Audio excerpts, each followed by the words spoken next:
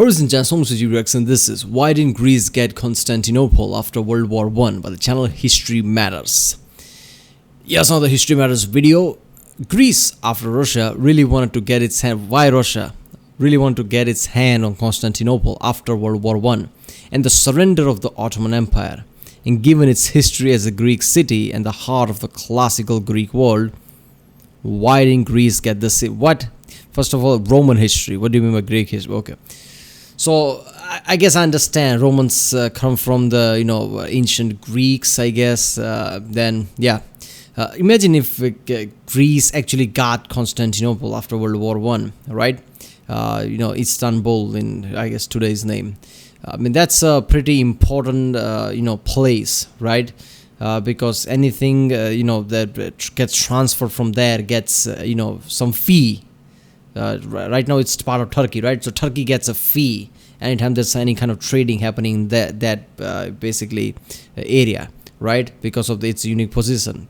So Greece is under debt a lot right now. So I guess having control of Constantinople would have given that economy a boost.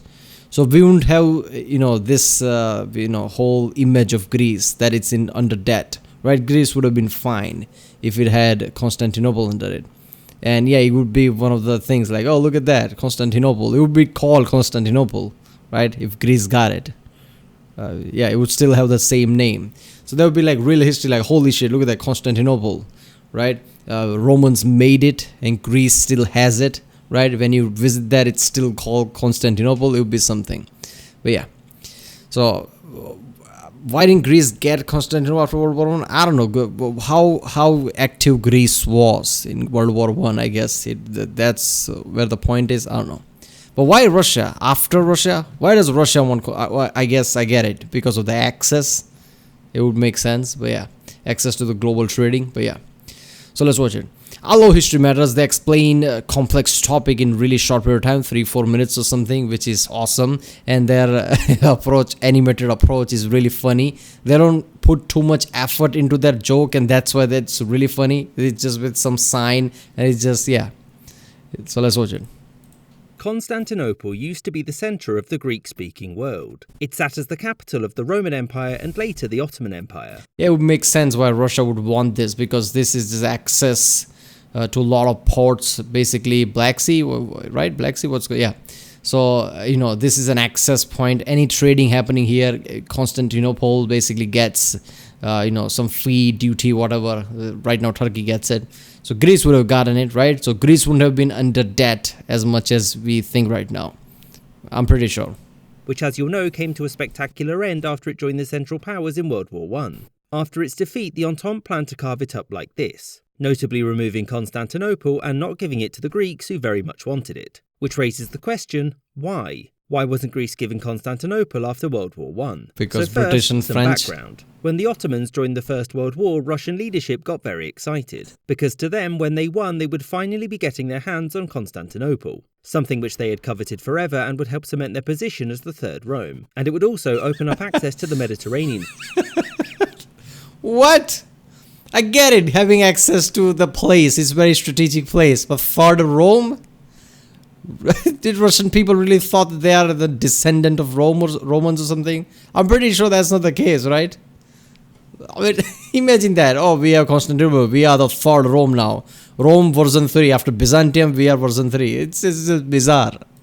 For them. The other great powers in the Entente accepted this concession because they really needed Russia. However, Russia would never control the city because in 1917 it was time for a communist revolution. So who would get it afterwards? Well, the Entente largely ignored the... Wait a minute, it is a third Rome, the way it got into civil war, right? the way revolution happened in 1917, I guess it is very similar to the Rome. Until the Ottomans were well and truly broken. At this point, they negotiated the Treaty of Sèvres, which divided the empire up like this. And Constantinople was to become an international zone just like the Saarland. Greece wasn't given a look-in for several reasons. The first was that international zone meant British in all but name, who, as of the occupation, had a veto on all laws passed by the Ottoman government. And also, by gaining Constantinople, Britain would have control over every entrance to the Mediterranean, which sounded very useful to them, and thus it was not something that they were willing to give up. The second reason was that Greece wasn't seen as important enough to own the city. Constantinople was one of the great cities of the world, and Greece was a reluctant ally which wasn't exactly on the best terms with the Entente. The Greeks had pushed to gain this territory, collectively known as the Megali Plan.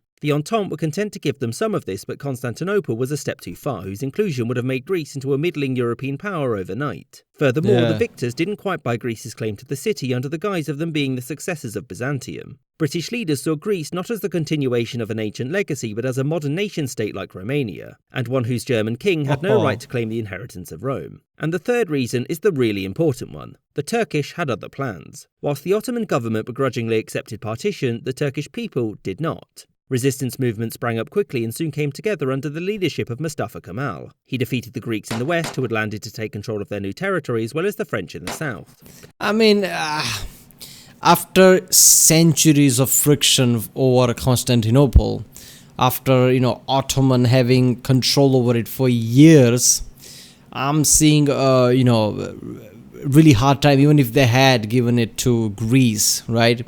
I mean, all the resistance would have been ridiculous into basically Turkish area, right? That we know of, because of the history of Ottomans, right? Because they're like, oh, this is ours. Yeah, we get it. Ottoman Empire fell, but this and that. It would have been a massive friction, even the religious wars, let's just say. So it would have been a massive problem. And obviously British and French, British being British in the World War I, where we know that they, lots of places, they're just like, I think it should be like this, and drawn up borders like that. They're not gonna give it to Greece because they're like, oh, Greece is just like Romania. It's not like the ancient Greece or ancient Rome, right? But some part of me feels like it would have been really great if they had given to Greece, right? Because today, historically, I mean, obviously I'm a really Roman history and ancient Greek history fan by now, right? So this idea of Greece somewhat being fine rather than being under debt, right? Having Constantinople under them, just because of the rich history and just feeling of visiting Constantinople while being under Greek control would have had this flair, right? Like, oh, look at that, it's still ancient history. I don't know. That's very one way of seeing things, but yeah. Kemal marched on Constantinople, where he was presented with an ultimatum: withdraw or face total war, which the British government was happy to do alongside their steadfast allies, who had just abandoned them since this wasn't seen as important enough, and also everyone had had enough of war at this point. Yeah. As such, Plan B: resign and let your successor deal with it. This led to the Allies signing the Treaty of Lausanne, which finalised the new nation of Turkey's borders. And as you'll note, Greece wasn't able to get Constantinople because now it was firmly Turkey's. I hope you enjoyed this episode, and thank you for watching, with a special thanks to my patrons: James Bisonet, Kelly Moneymaker, Coolshow Wolf, Jerry Lambdin, Jordan Longley. Yeah. So, Constantinople or Istanbul, as we know today, is a very strategic place, very important strategic place. That's why it was built by Romans in the first place, right? By Saint Constantine, right? Yeah. I can't believe I'm forgetting that. But yeah. It's a very strategic place even today, so no way Turkish people would have just let that go. Oh, give it to Greece, fine. The religious wars would have happened a lot, right? And obviously there would have been way too many friction and, I guess, instability in region. So in a way, it's kind of understandable, but yeah. Right, well, that was why didn't Greece get Constantinople after World War I. If you like my reaction, don't forget to subscribe. Check out the Rick, there's a link in this, and check out the end card for different history reactions I did. There's way too many videos on my channel. That's why I'm trying to create another channel where I could split content up. But yeah, I have to still figure out what content I'm going to put on that channel, what I'm going to call that channel and all that. But yeah, I'll see you next time.